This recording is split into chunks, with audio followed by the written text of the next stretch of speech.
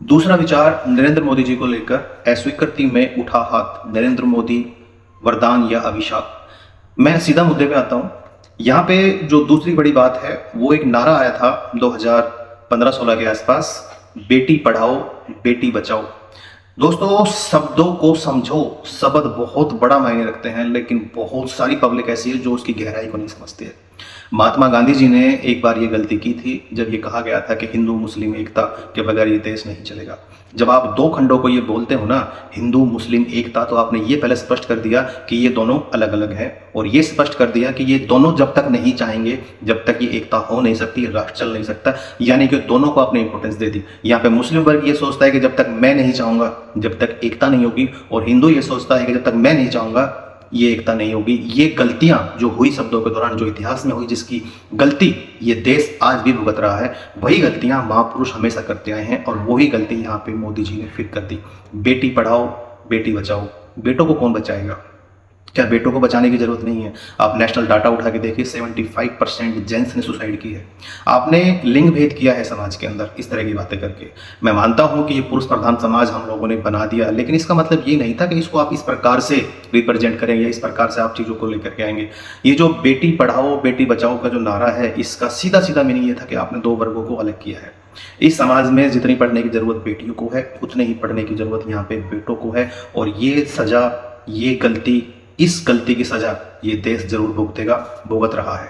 जब आप किसी एक विशेष वर्ग को प्रमोट करते हो ना, तो वो क्या होगा, वो कहीं ना कहीं वहां से आपको साइड इफेक्ट देगा ही देगा। आपको वहां पे प्रमाण देने पड़ेंगे, वहां पे आपको रिजल्ट देने पड़ेंगे। लेकिन क्या वो चीजें मार्केट में आकर के, क्या वो चीजें सोसाइटी में आकर के लागू हुई? बेटियों को पढ़ाने के लिए कौन सी नई व्यवस्था आई समाज के अंदर? कौन सी नई व्यवस्था आई? उस कौन सी नई व्यवस्था आई और तो उसने कौन से रिजल्ट ला करके आपको दिए? कितने रिजल्ट आए आपके पास? ये सिर्फ राजनीतिक नारे ही हमारा वोट बैंक है कि हम ऐसे शब्दों का इस्तेमाल करें जिससे लोग इंप्रेस हों। आप क्या करना चाहते हो? आप सिर्फ लोगों को इंप्रेस करना चाहते हो, या हमारा मेन मकसद हमारा रिजल्ट लेकर के आना है? मेरे एनालाइज पे ये निकलता है कि हमारा मेन मकसद लोगों को वर्ग लाना है, और हम उस वर्ग लाने में माहिर हो गए हैं, क्योंकि हमने शायद राजनीतिक शास्त्रों को कुछ ज्यादा पढ़ लिया है कि पब्लिक किस प्रकार से बहकती है, किस प्रकार से पब्लिक को बहकाया जा सकता है। और ये जो शुभ चिंतक हैं, जो मोदी जी के आसपास घूमते हैं, ये सारा बेड़ा गर्क उन लोगों का किया हुआ है, ठीक है, जो सही मुद्दे की बात वहां तक नहीं बताते हैं। मैं इस बात को बिल्कुल स्पष्ट रूप से मानता हूं कि एक आदमी कभी पूरा देश नहीं चला सकता। हर व्यक्ति की जिम्मेवारी होती है, मेरी जिम्मेवारी बनती है।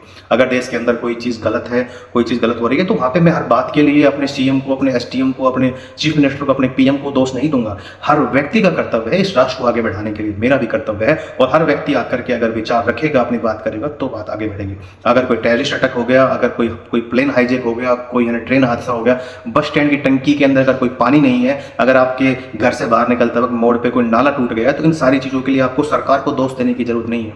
अगर आपकी गली की सड़क कच्ची है, तो आप गली वाले भी मिल करके उस सड़क को ठीक कर सकते हो। हर बात के लिए सरकार को ब्लेम देने की जरूरत नहीं है, क्योंकि घर के अंदर भी तो आप करते हो ना। जब घर में कोई प्रॉब्लम होती है तो सोल्यूशन आप ही तो करते हो। बस आपने अपनी दायरा घर तक सीमित रखा है। जिस दिन आप ही सोचोगे पूरा राष्ट्र मेरा घर है, तो आधी समस्या वैसी हो जाएंगी।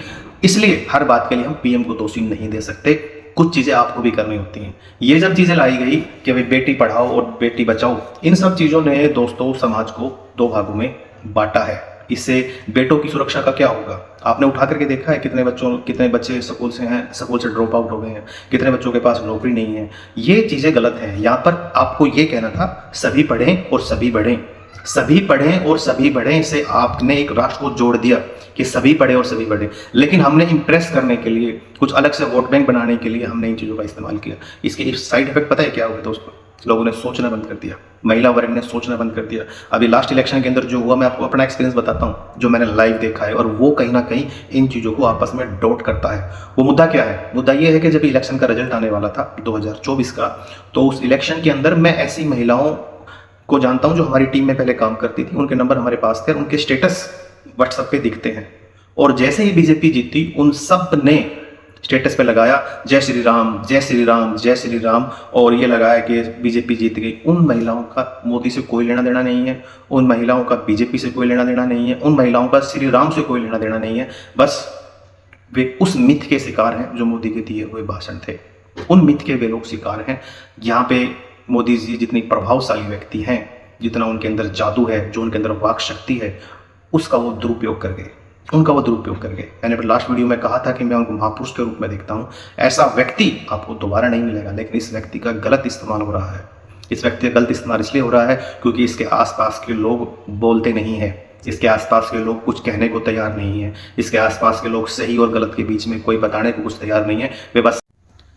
वे लोग कुछ बोलने को तैयार नहीं है, वे लोग कुछ बताने को तैयार नहीं है, वे बस आंख मीच के सब कुछ मानने को तैयार है। ये प्रॉब्लम है सारी की सारी। उसको भगवान बना दिया गया है, और भगवान बना दिया तो विचार होना वहां से बंद हो गया है। और पता है एक दिन क्या होगा? एक दिन ये होगा कि जो वो बता देंगे ना, जो बोल देंगे, वो पत्थर की लकीर हो जाएगा। और ये बात इस देश को बहुत महंगी पड़ेगी। इसलिए अपना विचार जरूर रखिए। जितना क्रिटिसाइज कर सकते हो, जितनी आलोचना कर सकते हो, उतनी कीजिए। वो जब होगी जब आप विचार करना शुरू करेंगे।